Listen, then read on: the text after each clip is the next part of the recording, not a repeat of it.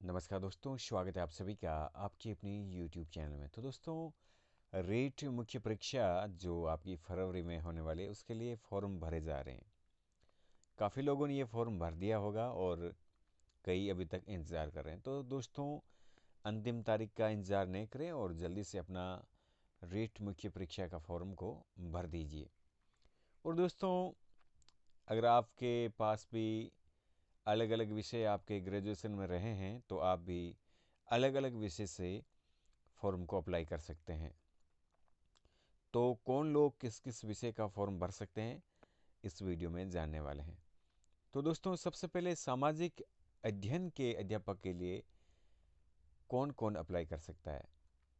तो दोस्तों, जिन अभ्यर्थियों को वैकल्पिक विषय के रूप में इतिहास यानी ग्रेजुएशन में ये सब्जेक्ट रहे हैं वो लोग ये फॉर्म सामाजिक विषय से अप्लाई कर सकते हैं। जैसे कॉमर्स के भी बंदे आ सकते हैं इसमें और आर्ट्स के बंदे भी आ सकते हैं।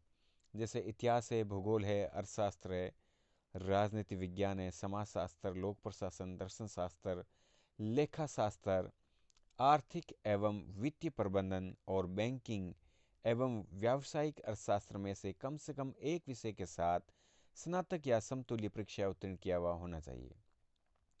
इन विषयों में से आपके ग्रेजुएशन में इनमें से कोई भी एक विषय रहा है तो आप सामाजिक से फॉर्म को अप्लाई कर सकते हैं। जैसे अर्थशास्त्र हैं, ये वित्तीय प्रबंधन और बैंकिंग, व्यावसायिक अर्थशास्त्र, ये सब कुछ चीज़ें, लेखा शास्त्र, ये कॉमर्स वालों के लिए। जिनकी कॉमर्स में ग्रेजुएशन आपने बीकॉम किया है तो आप सामाजिक से फॉर्म भर सकते हैं। अब देखिए, विज्ञान और गणित के अध्यापक के लिए ग्रेजुएशन में ये सब्जेक्ट होने चाहिए। जैसे रसायन विज्ञान, भौतिक विज्ञान, वनस्पति विज्ञान, जीव विज्ञान, सूक्ष्म जीव विज्ञान, जैव प्रौद्योगिकी, जैव रसायन विज्ञान और गणित में से कम एक विषय के साथ, यानी इन सब्जेक्ट में से आपके, यानी आपने बीएससी किया तो आपके ये सब्जेक्ट कम से कम एक तो रहा ही है, तो आप विज्ञान और गणित के लिए अप्लाई कर सकते हैं। फिर अंग्रेजी विषय के लिए, यानी स्नातक में आपके पास अंग्रेजी एक वैकल्पिक विषय के रूप में और यानी लिटरेचर आपकी इंग्लिश रहा है तो जो कंपलसरी होता है वो इसमें मायने नहीं है। अगर आपने लिटरेचर इंग्लिश ले रखी है तो आप इंग्लिश विषय से फॉर्म को अप्लाई कर सकते हैं। और दोस्तों, अगर आपने पहले जब ग्रेजुएशन किया उस समय आपके सब्जेक्ट नहीं था इंग्लिश और आपने बाद में एडिशनल विषय के रूप में आपने इंग्लिश फिर से आपने ये सब्जेक्ट क्लियर कर लिया, एडिशनल बीए, तो आप इंग्लिश से फॉर्म को अप्लाई कर सकते हैं। उसके बाद में हिंदी के अध्यापक के लिए, यानी ग्रेजुएशन में आपके पास हिंदी साहित्य था, 3 साल आपने पढ़ा है, तो आप इस हिंदी विषय से अप्लाई कर सकते हैं फॉर्म। और दोस्तों, रही बात, अब देखिए, आपके ग्रेजुएशन में ये सामाजिक विषय वाले भी थे, जैसे इतिहास, राजनीति विज्ञान हो या और कोई हो, और साथ साथ में आपके हिंदी साहित्य भी था, तो आप सामाजिक और हिंदी दोनों से अलग अलग दो फॉर्म भर सकते हैं।